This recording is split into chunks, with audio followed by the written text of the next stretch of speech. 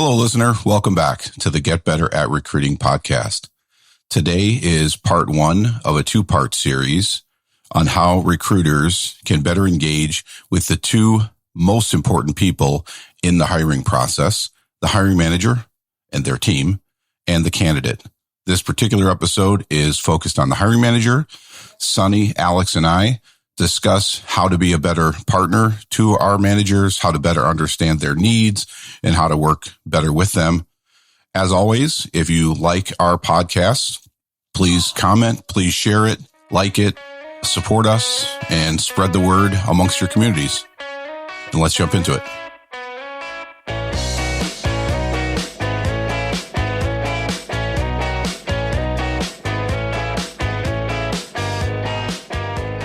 Welcome back to another episode of the Get Better at Recruiting podcast. I have Alex and Sonny here with me, and today's topic is around how do we become a better partner for our hiring managers? How do we engage with our hiring managers? As Alex and Sonny and I discussed a little bit before jumping on this podcast, we did go a little bit into intake calls. So we're not really talking about that today. We're talking about how do we build a relationship with a hiring manager and a hiring team? How do we put ourselves as recruiters in more of a consultative role, not just an order taker role? And how does that all work? You know, we started talking about some topics. There's this, I won't know how to say his last name, John V. I'll say that. John, shout out to you if you're listening, who does consulting for firms to help their hiring managers get better at the recruiting process. So how do they get better at being a better brand ambassador for their firm? How do they move the timeline along?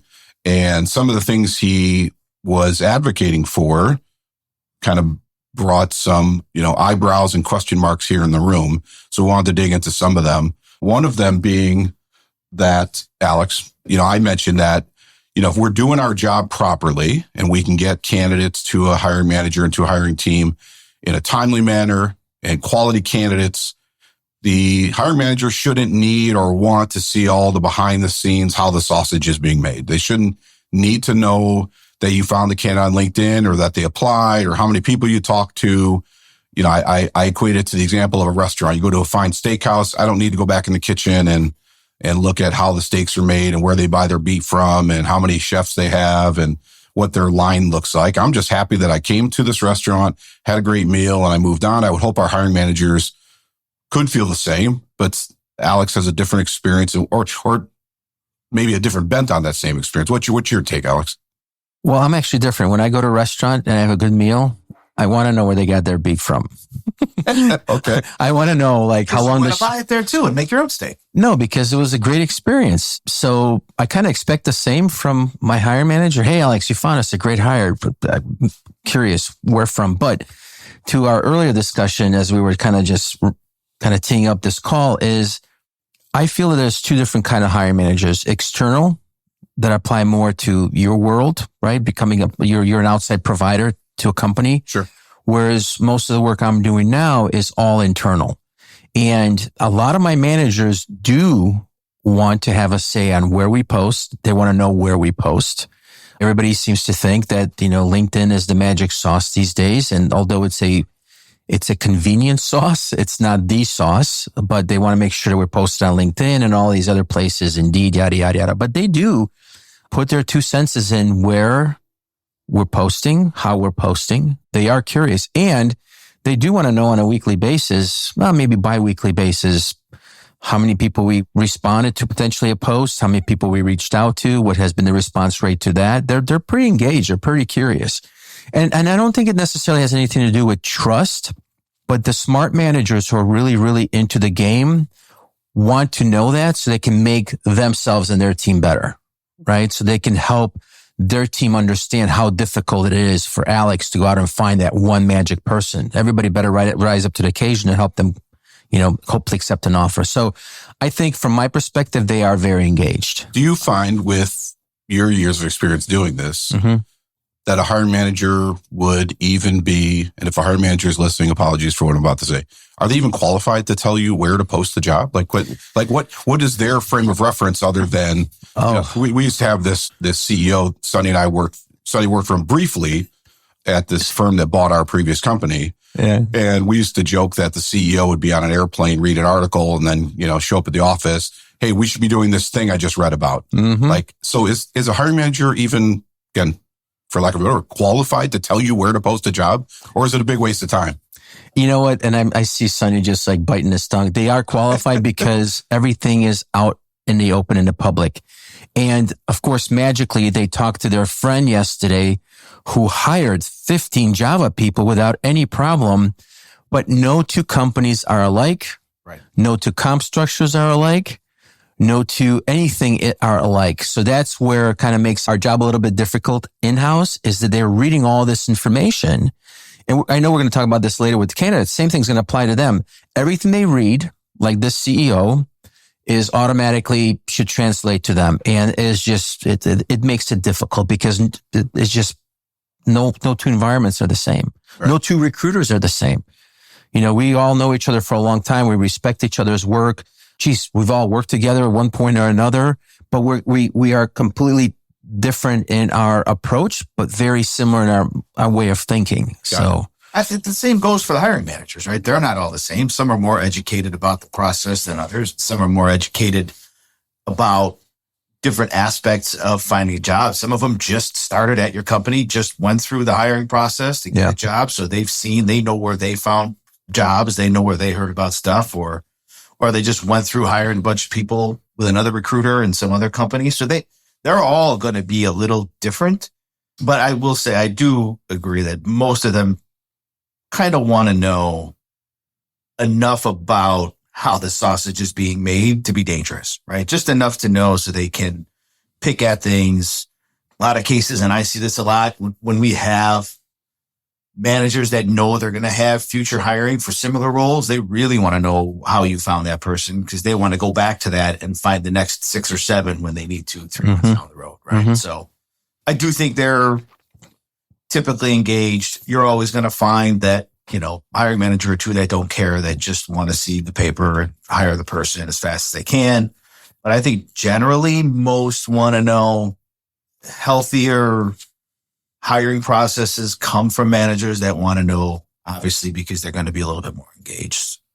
How do you figure out the timeliness and the intent of the hiring manager? How do you gauge that when you're talking to, every once in a while we'll get a rec that, at least on the agency side, the outside side, where, and actually I like this kind of a role where the internal team had it for 3 months, had it for 6 months. They didn't fill it.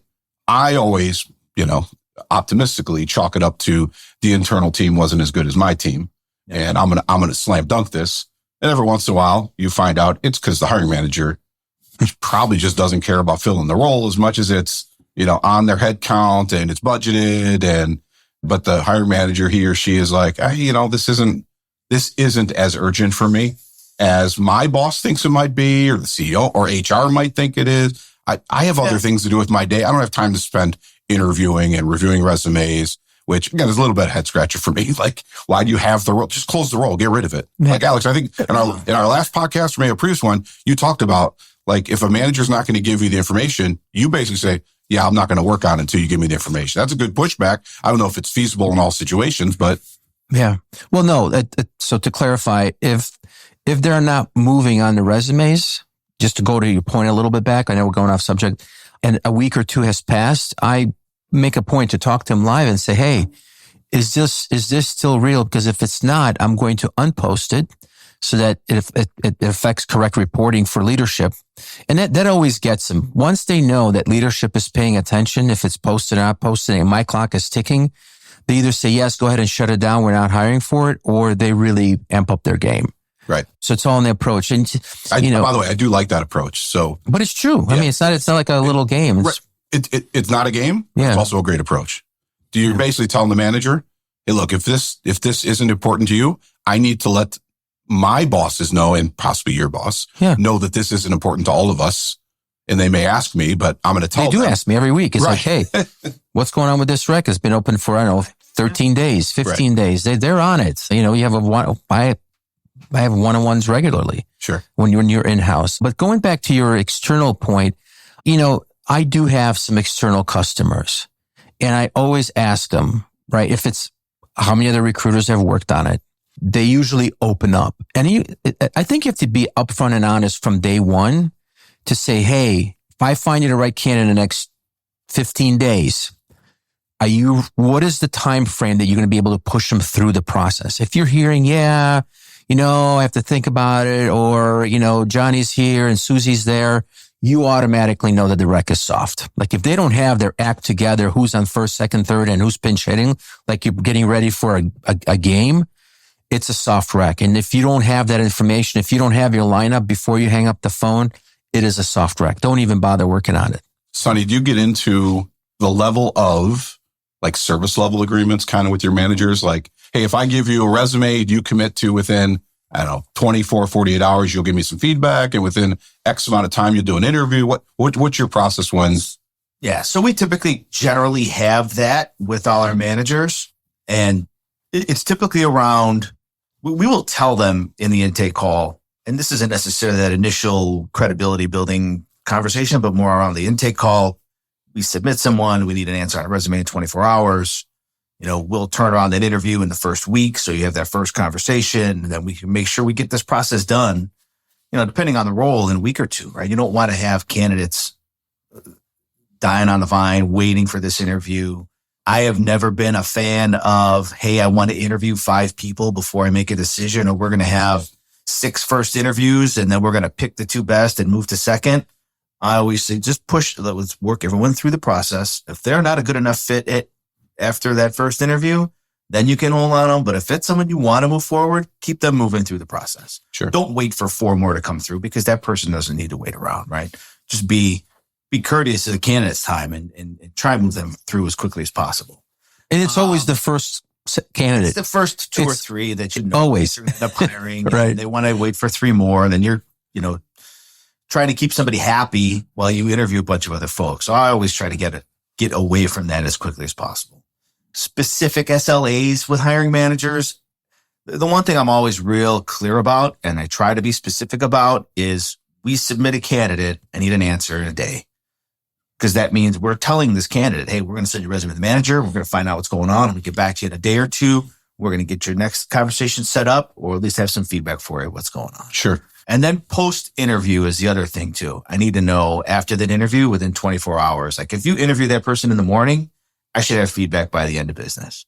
You interview that person late that day, then next morning I need that feedback, because you want to give people quick feedback. You don't want the manager to sit around and wait and forget little pieces of it. The quicker they turn around that information, the more fresh it is, the clearer it is, the more honest it is, right? The more they sit and think about it, forget the good, remember some of the bad, or vice versa, doesn't make the process great. So definitely resume review, post-interview feedback, 24, 48 hours the most. Yeah, I think one of the things that managers can sometimes miss out on is that there is a PR component to this interview process. Yep. That they are a representative of, again, being external or certainly being internal like you guys. If I tell a candidate, I'm submitting your resume to Acme Corporation, and I submit, and a week later they don't hear anything, or they, God forbid, interview 3 times and then don't get any feedback on why they're out, other than, you get an email from the manager saying, yeah, we're going to pick somebody else. Okay, well, why? Can I provide the candidate some feedback? And they don't, for whatever reason. Sure, I look bad, our company looks bad, but your company looks bad too. Like it's imperative for you to provide this timeliness and this feedback and do all that. There's a PR, we all know there's Glassdoor and there's all these other, right.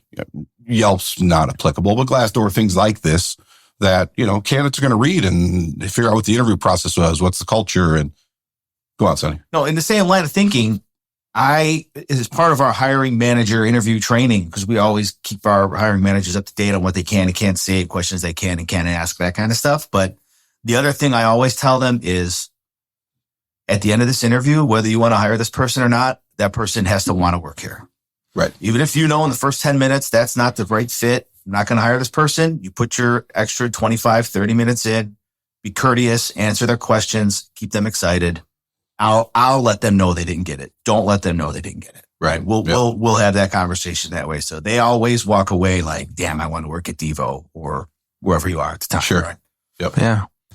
I still struggle with the fact that hiring managers think, not all of them, but I just have this feeling that with all the media that they read, that it's just so easy to hire specialty candidates. And we all know how those are, right? So there's a real shortage of talent in the medical field. Sure. There's always been a shortage in tech all the time. But yeah, right now there's a shortage in everything. Truck drivers, cybersecurity, you name it, there's a shortage. Right. If you don't put your priority into the process, so going back to what Sonny said and where we kind of started. So if you wait a day or two longer than we've asked you to give us feedback, right, our engine begins to slow down, right? So picture about, if there's a manager listening, picture recruiting as a well-oiled engine. And every time there's engine leaks, right, and you lose engine from your oil, the engine is not potentially as efficient and may lock up on you. So by you not giving us timely feedback and input in real time as much as you can, you're not moving with our flow. You're then making us stop, pause, chase your team, which happens then, production of talent and our sourcing and recruiting stops. Right. So you feed us the information. Don't ask us to come back and get it from you. Keep feeding us. The more you feed us, the quicker we go. Right. Yeah. And I think there's a big misunderstanding in the industry that, we're almost like an end all. We're supposed to chase. We're supposed to be the magicians and produce all the right talent. But if we can flip it around and you understand how important your data and information is to us in real time, we're sprinters. We are, in a sense, professional athletes. And professional athletes, if they're training properly, they don't get hurt. They don't get injured. They're playing in a game. They're going to practice. They don't slow it down. So we maybe talk about that some other time, but that's to Sonny's point is they're quick to tell us the candidate's not a fit, but for some reason they always take their time in telling us that they like the candidate. I'd like to bring him in. There needs to be a sense of urgency, period. I think there is and this guy I mentioned earlier, John, mentions that there is a fear of having a negative hire versus a potential of, what did he call it? A false positive. No. So a false positive would be somebody you really liked, you hired, and it turned out they weren't great. Some hiring managers would actually be okay with that versus saying no to somebody who was potentially great. Mm-hmm. Now you never find that feedback out because you said no to them. Mm-hmm. In fact, he had a client that did a deep dive into all the people they had brought to like final interviews and said, where did all these people land after we said no to them? Mm-hmm. And it's funny, he said they all landed at competitors that were target companies, right? Like, we want to hire people from A and B and C and D. All the people they turned down went to go work at A and B and C and D, which then gave some feedback to this team that hired him to say, okay, like, we're turning down people who are actually good hires because they're going to the place we want to source from.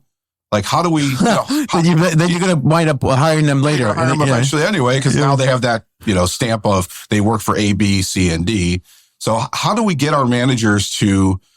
I don't know if we can do this in talent acquisition. I don't know if this is more from the executive ranks or somebody in HR. How do you get a hiring manager to take a chance? Is the wrong word. Because take a chance implies there is some gamble there, but to be good with the information that they have that this is the right candidate. Mm-hmm. Look. Getting rid of somebody's never comfortable. Getting rid of somebody isn't easy in some cases, but you might miss out on a lot of candidates if, your target is only this big, right? We should interview Tony one day. She has had a lot of success in hiring, Tony, my wife, hiring and promoting people from within and leveling them up. And telling them, now I don't know her conversations, but when we brainstorm and I share some of my frustrations and I hear some of her success stories where she's like, hey, just a rough example. We've been interviewing for this job, yada, yada, yada. I can't find somebody. So you know what I was thinking? I'm going to promote employee ABC. It'll be a little stretch for them, but I think they can do it. And then she supports them. So to managers who are listening, go with your gut. If you don't feel they're not a fit, fine. But don't scrutinize everything they don't have. Don't scrutinize the resume information that they don't have. Go with your gut and then utilize your management and leadership skills like you both have done in hiring recruiters. I've never hired a team of recruiters. You both have. You see some kind of magic in their eyes. Elevate your game. You then become a better leader, right? You potentially have an employee that's loyal to you for years. They'll remember, and they don't leave. It's like, hey, you know what? Noel gave me an opportunity. Susie or Johnny gave me an opportunity. I'm going to make this work because they saw something in me. And there's just such fear out there. Like, oh, they just don't have that. I cannot, if we had a live phone conversation right now, we'd probably get call-ins from managers. And one of the things that they would say, and I support 100%, that we can't hire this candidate because we don't have enough of a ramp up time. We need the skill set right now. I understand that. Boom. Perfect. But the job's been open. Perfect answer though. But the job's been open for 120 days. You've lived without this person for now. We could have ramped up this person. Yeah. Okay. So, and then how much revenue have we lost potentially? Or how many other people on your team have you had to overwork? Right. How many people did you lose because they're getting overworked? Yes. I mean, it's just such a web that there's really not necessarily a right or wrong answer, but there is an answer of great minds coming together. And I had a client recently who said, Alex, what can I and my team do better to help us get a hire? I almost fell off my chair. That's a great I couldn't believe it. Right? He goes, I want you to know this is not all on you. Yeah. We know we have to up our game. What can I do? Great question. Let's start with me sharing the job description with you. I'll put up a nice little paragraph, and I want you and your team to share it to everybody they know, including on LinkedIn. Open up their account and say, I'm hiring, and post this job. And sure enough, volume started coming in. It's a team effort. It really is. So the LinkedIn thing is a good point. And it's interesting that, in an ideal world, right? Mm-hmm. We're doing hiring on behalf of, XYZ company, you're internal, we're external, whatever the case is, XYZ company and Joe Smith, the hiring manager. Joe Smith should be putting out this job. Oh, yeah. Joe Smith should be active on LinkedIn as much as they can, right? I know people have jobs and they're not on LinkedIn like salespeople and recruiters are, but a candidate coming in the door may want to know what you're all about. Like what, like I'm going to work for you for the next 5 years, 10 years. What are you all about? Have you written any articles? Do you have any credentials? Do you have any certifications? Like one of the things I always do when we have a candidate who gets a interview request, we share with, we're external, but we share with them the position description again, just a refresher, right? Here's the description again. Here is the careers and culture page for the client you're going to interview for, right? Here's a refresher on why you're going to want to work there. And here's the LinkedIn profile to the hiring manager. Bingo. And the interview team. Do your homework. And you never know. You might have there might be a connection. That's what LinkedIn was intended for in the first place, right? Was connections. You may go like, oh, it's, you guys know, this happens so many times where I'm like, I don't know this person. Let me go look up their profile. And you're like, holy smokes, they know my next door neighbor. Yeah. Or they know my mom or whatever the case might be. So I share all that information. So hiring managers who can, do some branding personally and for their company, and engage on LinkedIn is certainly helpful. No, one of the other things I do, and it helps my team, and maybe this is getting off topic a little bit, but I have hiring managers send emails because candidates they're more apt to respond to the CFO for a finance job. Yes. Than correct. Johnny Recruiter who's reaching out on email, right? Yep. It just helps us out. Well, you don't do that with everybody, right? You find those great candidates that you want and you really want to put in every effort you can to get them online. And that's part of those initial conversations, right? When we started talking about that getting to know your hiring manager thing, before we get too far off it, the whole thing for me is building credibility. Mm-hmm. And I know what you're looking for because we've discussed it. And, I'm going to be here to help you. Here's what I need from you to help me. And everything that I always tell for myself with hiring managers and for my team, it's all about maintaining that credibility with the hiring manager so they have confidence in us to have the right conversations. And they're going to give us the benefit of the doubt if we give them someone that's not perfect, right? I always tell my team all the time, this candidate you have, that you love this person, they have great intangibles for whatever, they're missing this or they're missing that, or they're a little expensive or, those little things, submit that person. But tell the manager why. Hey, Mr. Manager, this is candidate A, and they have this and this and this and this. I know they're missing this, but this is why I really think you got to talk to this person. Give them a chance. And that way you're you're not missing that person that could be a great fit because of one thing that's not there. That might be something they could be taught. But at the same time, the manager doesn't look at their resume and say, well, it's just, he's missing this and that. You don't know what you're looking for. Oh, no, Right. I do, because I just told you they're Well, missing. that's what you got to do. Yeah, You gotta- yeah. you That's straight up. No, it's an If you don't excellent put point. those caveats in there, or qualifiers in the notes, then you don't. So having that credibility between the TA team and the hiring managers is huge. And obviously, in your case, you need it for sure, right? Because when I was in agency life, they don't take this the wrong way. They don't care about Collingwood. They care about Noel Wolf. 100%. And Noel Wolf is going to come through for me. Yep. Right? Because when Noel Wolf goes to, Melrose Partners, right? My hometown, right? Yeah. They're still going to buy from Noel Wolf because it's Noel Wolf that came through for me. Right. So, Alex, you brought up a point earlier, and Sonny will kind of know this story, and you actually just touched on it just now, of if you can get a hiring manager to see the potential in a candidate. Now, everything won't be to the level of the story I'm about to tell. Sonny knows the story. Sonny and I work for this company, Glencher, and we had this kid interview with us, Dan. And Dan interviewed with Andre. Andre was one of our managing partners. And Dan was very new to the IT industry, but what Andre had described was, I need somebody who is smart and driven and moldable. I'll train them if they're the right person, right? So on a Friday, let's say, I'm going to take some liberties with the story, but Andre tells Dan, hey, I need you to go home and I need you to write some code. I need you to build this application. Dan goes away for the weekend, comes back on Monday, comes to Andre and says, hey, I wasn't able to build that. I mean, here's what I did. Here's what I built, but I wasn't able to build it. And Andre goes, okay, tell me what you did to get to this point. And Dan's like, I went to Borders. For you millennials, that's a bookstore that used to exist pre-Amazon. He goes, I went to Borders. I got a book on Java, and then I got a database book. And then I went on YouTube and I did all these things, right? I did all these things all weekend, but ultimately I failed, and he hung his head, right? I failed. Andre says, give me a moment. Went to his office, wrote him an offer letter. He did. It was almost exactly. Right. He goes, Dan, you couldn't do with your limited experience. You couldn't do what I asked you to do, honestly. Right. Right. A little bit of a game, not exactly, but he's like, you couldn't have done what I told you to do. Yeah. But I wanted to see, what are you going to do? Excellent Do point. you want the job? Are you going to run through walls? What is your process? We hired him, and now he's a Java architect at GE with a flourishing career. And on the flip side, what you said earlier, Alex, about Tony, helping empower people who, might not get the chance. I would say he is, as much as he can be, loyal to, Andre and Jim and our team from Glencher, because they gave him that shot, that they didn't play games with him. But again, you gotta let the manager know proper expectations. Yep. Hey, this person fits these parameters.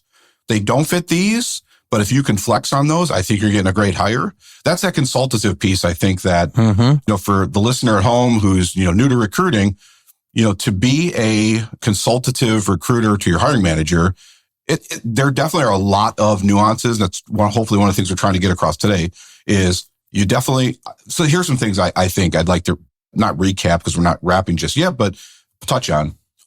You need to have the industry information, right? So if a hiring manager says, I want to pay a 15-year Java person $85,000, that you should be smart enough. You've read the DICE reports or there's a bunch of companies that do salary surveys, or go to salary.com every quarter, subscribe to different lists. You should know your market, whatever you're recruiting for. Truck drivers, teachers, lawyers, Java developers, know your market enough to push back on the hiring manager.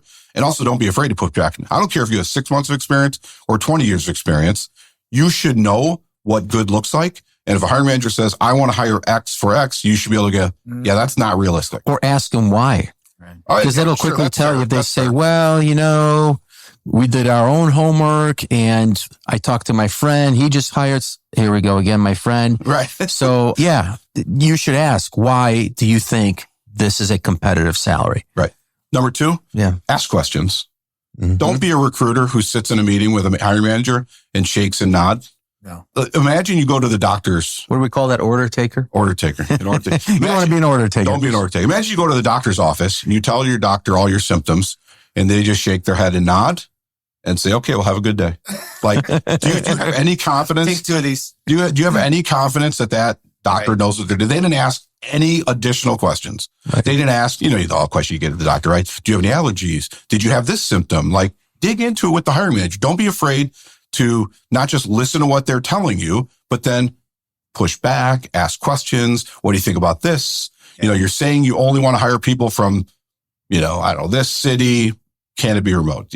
You only want this degree. Can it be this other degree? You only want people from this competitor. What about this competitor? And they may tell you no, and they may give you valid reasons. Yeah. But again, it helps you as a recruiter frame your search a little better. So ask questions, be informed, and also ask questions. Right. And I think to what we talked about earlier, look, maybe you can't get to the level of service level agreements with your managers, but I would say 2 things you want to do with your hiring managers as you're kind of wrapping your initial conversation with them. One is regurgitate back to them what you heard, right? It's always a good sales and recruiting thing to say. So I heard what you said. Here it is back at you. What I heard you say is this. Am I wrong?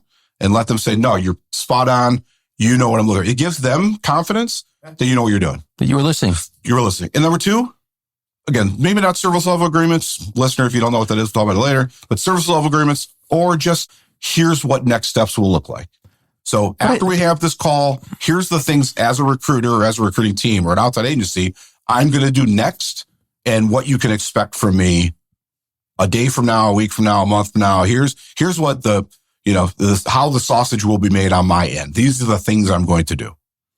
And to that, and being on my own and kind of eating what I hunt, one of the things that I've learned that I do is how critical is this hire for you? Because if it's urgent and you have a sense of urgency, I will reallocate my resources to jump on this right away. We are super busy, right?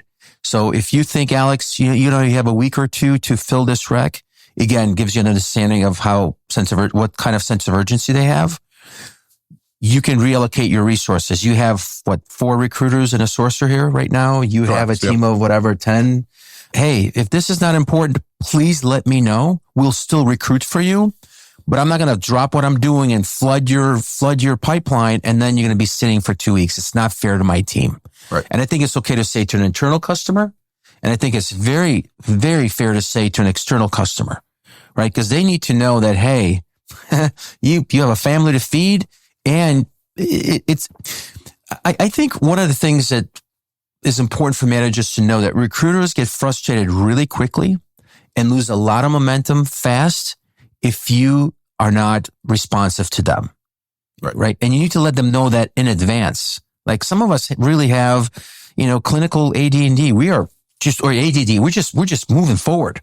Right. So if you don't keep us on task, we're going to fly off and do other things and work on other requisitions. Because at any point you can have maybe 5 recs or you can have 30 per recruiter. It can happen that quickly. Sure. So they need to understand that you are busy and where should we put you into our pipeline for sourcing?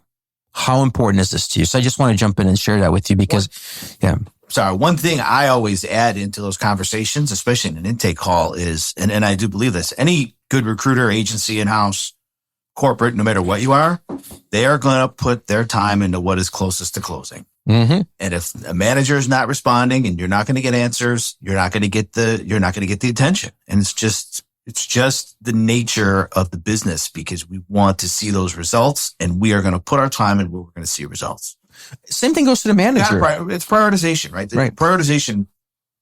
Now, one thing I run into a lot on the in-house side is a lot of times the line manager doesn't necessarily know what the priorities are in their whole department, right? So you have to kind of manage that up and down the hill a little bit, but you have to know what it is, right? Because, last job I had 10 recruiters. We had over 300 open recs.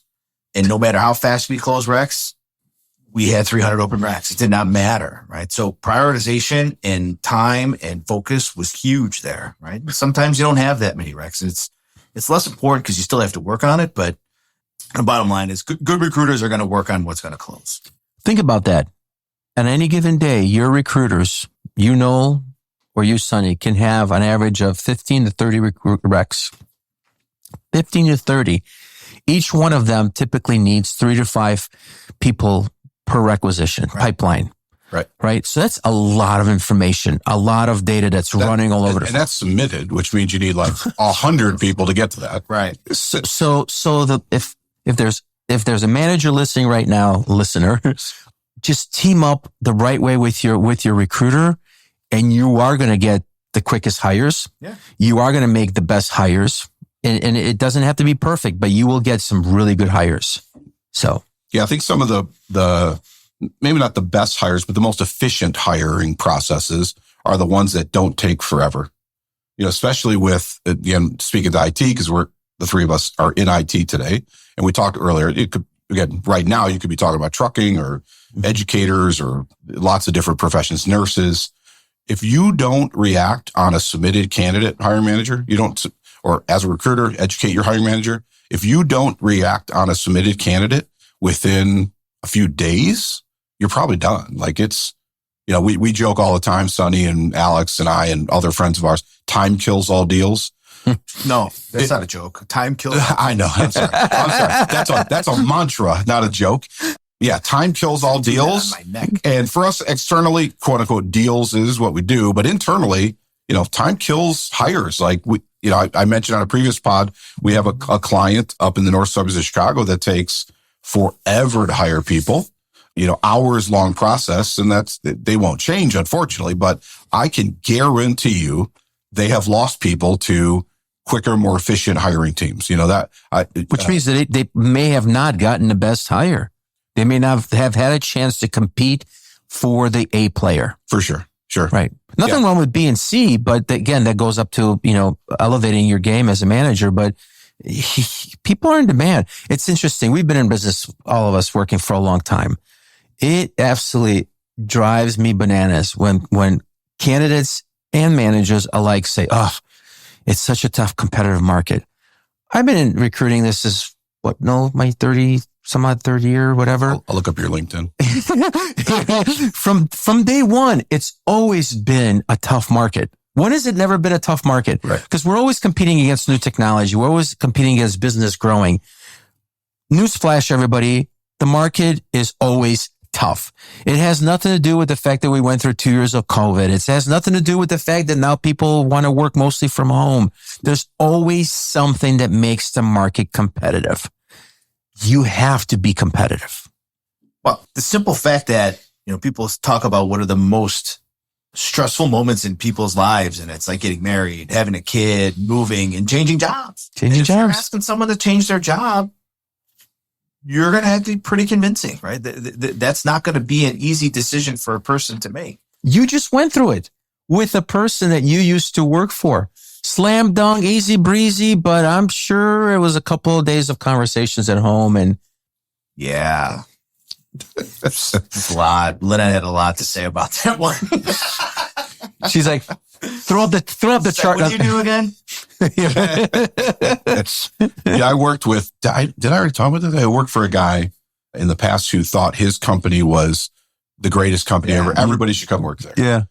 Your hiring managers and the hiring team need to be recruiting at every step of the process. Yeah, absolutely. Why is that place a great place for that person to work? A person from, technology at Amazon versus Tesla versus Facebook.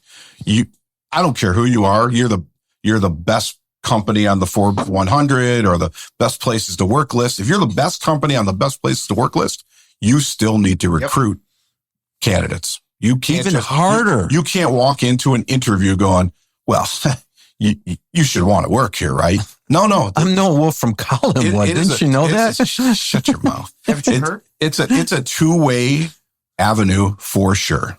Absolutely. You can't be the handsome guy or the hot chick who walks into a room going, well, everybody here should be clamoring for my attention. It just doesn't work that way. Like both sides need to clamor for each other's attention.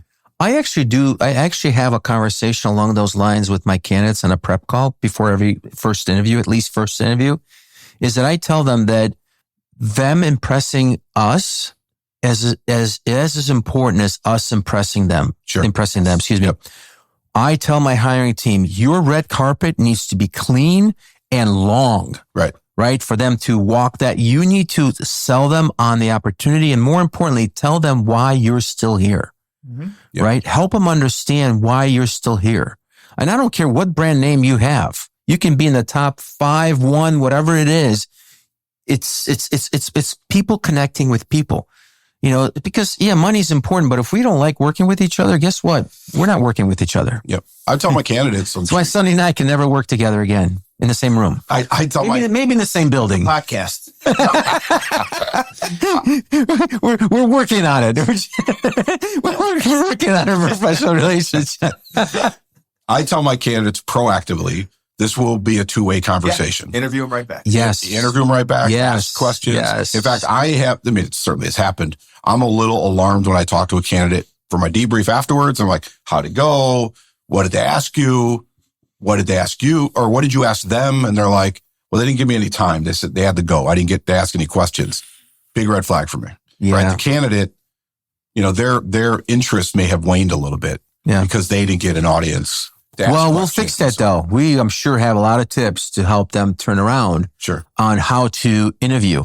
Yep. I mean, if you're going to be sitting there going like this I know, listener, can't see me right now, but nodding your head and absorbing information like, I'm so happy to be here in front of you today. Yes, I love this. And you don't throw them a zinger, how are you going to do in meetings? Right. Right. So, well, Noel, wrap us up here. Did we miss anything? Anything we want to impart? Any good hiring manager stories? Any terrible hiring manager stories? Things that recruiters can learn from? The one I shared it happened recently. Alex, what can I do to help you? What do you need from me and my team? It was awesome. It was just great to hear. And I'm not saying that I don't hear that type of information all the time, but this manager was just really, really engaged. And I had a lot of fun. It was still hard filling the roles, but it was meaningful work because every other week we would have a team call, him and his staff, and hey, how many people did we interview? What can we be doing better? They listen to the better information. Like, what are we missing here? And it took us months to create, and we finally got there. It took us 3 or 4 months to really fine tune the process, but we all had buy in it, right? Every week or two, we would learn something new about ourselves. And this is a multi-billion-dollar global organization that still wanted to know how he didn't care about the rest of the company per se. He wanted to know how he can go ahead and make hires. That's all he cared about and what he can do to empower me to do that. Sure. And then there's endless other stories, maybe a different conversation for a different day. But if I'm going to leave anything with that, that's one. And the other thing is within the same company, I had a manager, and this goes back to an earlier point. He was beating me down from day one for resumes. Finally gave him resumes. I was new. I was learning. He had a bad experience with a different recruiter, whatever. Long story. And I came in to fix it. Gave him 15, 20 some odd resumes to review that applied to an ATS. We agreed on it. Day goes by. 2 days go by. 3 days go by. I'm like, you know what? You were beating me down. I'm going to leave you alone. And I waited for our bi-weekly team call. And I go, you cannot make this stuff up, guys. Hey, Mr. Manager, I sent you 17 resumes to review as we discussed. Hey, I've been kind of patiently waiting. What's going on? And he, by the way, he beat me up on a team call, right? So I took notice and I didn't take it personally. I'm like, okay, you're unhappy. My job is to make it better. In front of the team, admits that he's been too busy to review their resumes. His boss's eyes almost rolled back. And I'm like, dude, wait a second. You just beat me up. Going back to the whole priority, I put everything on hold to review and make my decisions on what you should be spending time on reviewing. And now all of a sudden you're too busy. Whoa, how fair is that? Right? Because now other people on your team were hurt by my, inability to give them time because I gave you that time. Sure. So there's kind of like a bad story, right? But you got to be engaged. Sonny. Well, I think nowadays, though, now you said that was earlier in your career. You would never let that get to that. No, it was recently. Really? Recently. Yeah. I've been lucky. I mean, I know you say you've had one guy. Most of the managers I deal with at my current job, and even the last few years at my last place, they're all pretty in tune. Maybe just it's the cybersecurity industry. It's a little tighter in general. They all know that they have to get involved. Mm-hmm. But I've been lucky to have very cooperative hiring managers in general. They want to be involved. They have no problem but Sonny, use that little tactic like that. But so the last place, you were there for a long time. Yeah. Do you think you helped get them there? Like for sure. Like your impression of those hiring managers and their alignment to your process is after being there 10 years. Yeah. When you got there, they could have been on the pay no mind list like some of our guys are. True.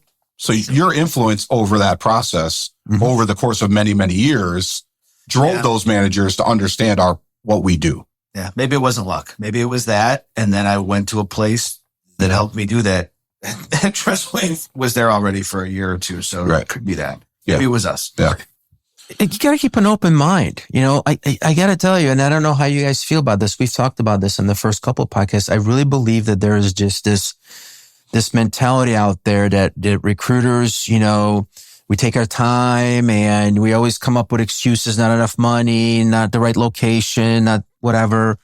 And I think if you really sat and listened to what our pain is that we put into giving you that one candidate we want you to interview, your eyes would open up and I think you'd be more involved.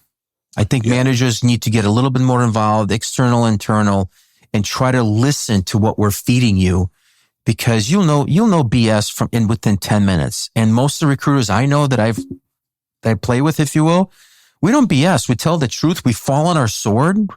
You know, I say I struggle all the time because sometimes when recruiting, right, when we're looking for candidates, we can be recruiting with just like little blinders on the side. Help me lift those. What am I not seeing? That's why I love reviewing resumes with managers. And I want them to talk out loud. I said, start at the top and just start talking. I'm listening. I'm taking notes. You just talk and tell me what you're seeing, what you don't see, what you like, what you don't like. It's nice to see stuff through their eyes. I enjoy it. So, you know, I'll wrap with this, and it builds exactly what you were just saying, Alex. So recently I sat down with one of our recruiters. She was having a hard time with a search. We built a project in LinkedIn. I know you've been a big fan of building projects in LinkedIn. Yep. I'm just kind of starting doing it. I know you've done it for a while too. So we sat down, we built a project. Yep. Came back with search results, 130 people, let's say. I sat down with her and then we included the manager as well, but pared that 130 down to like 30, right? And out of that 30, then the manager picked, you know, let's say 20, said, you know, we helped broaden it from 130 down to 30, down to 20. Now the recruiter's doing the outreach and, you know, we all know the metrics. Maybe she'll hear back from 8, right? And then from there, we'll do the rest of the process. But it was insightful for the manager just in that one thing. You know, I always say people, if they don't know any better, managers, even some of our salespeople here at an agency think that, you know, we post the job, one person applies, we submit them over. That's how easy our job is. But no, this was a example of, it started with 130 people. We had to look through all 130 profiles. I mean, that takes time, right? Even if you're good at this and she's sort of new, and I was helping her, but you know, that takes hour, 2 hours to get down to without interruptions. And that gets down to a sample size. And then you're doing outreach, and that's just one platform. That's just LinkedIn. Now I got to go do the same thing on Dice and maybe Indeed. And then I got to post it and evaluate the resumes that are being come back. So there's definitely a broader effort that happens behind the curtain that hiring managers may not be aware of. All the, you know, again, folks that have been in the business a long time, like you mentioned, Sonny, that you worked with at Trustwave or places you've worked where you educate your hiring managers. Sure, they probably get it, but new managers think it's as easy. I always joke, it's like as easy as going to grab a loaf of Wonder Bread off the shelf. And if you don't like that loaf, go grab me a different loaf. Like, you know, right. you send them a candidate who you've invested the time to get to that candidate, let alone talk to that candidate, sell the opportunity. You're going to love working for Acme Corporation. I'm going to send your resume over. You're going to love it over there. This manager's awesome. The team's awesome. I'm going to send you over. The manager gets the resume and goes, it's okay. Or I'll talk to him, but I don't know. Can you find me another one? No, it's not that simple sometimes. It's not as simple as go find me another one. Anyway. The best part, hold on, before go ahead. The best part about that little exercise is you do two things there.